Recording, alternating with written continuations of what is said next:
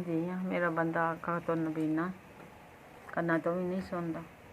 15 साल हो गए तो फैक्ट्री च पिया कोई तेजाब दी अखां खराब हो गई तो हुण गुजरिया माशरा कोई नहीं तो मुश्किल गुजारा हुंदा सी। बहुत मजबूर आ। ना साडा कोई बच्चा वा ते ना कोई आसरा वा। अल्लाह दे आसरे ते असीं जिंदगी गुजारन रहे हैं। मैं काम कुम करदी हाँ तो फिर असी बड़ी मुश्किल गुजारा करते हैं दोवें जी। बस मार भी आ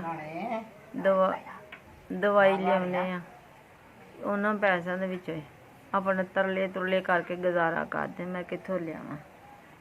700 का आउंदा, एक 200 का आउंदा, मैनूं समझ नहीं लगदी। भावें दिहाड़ी च डोलदा फिर लियाउणा पैंदा मैनूं।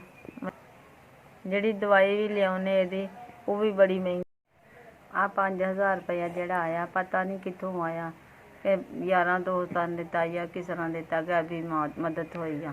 अल्लाह उन्हों दा भला करे, अल्लाह उन्होंने बच्चे जीन, अल्लाह उन्होंने जिंदगियां लम्मियां करे, अल्लाह सोना तंदुरुस्तियां देवे, अल्लाह से माँ बाप की खैर करे इतनी, अल्लाह उन्होंने बच्चों की खैर करे, उन्होंने वड्डियां की खैर करे, अल्लाह तंदुरुस्तियां देवे। जिन्हें दी अल्लाह उन्होंने हयाती करे, अल्लाह तंदुरुस्तियां देवे।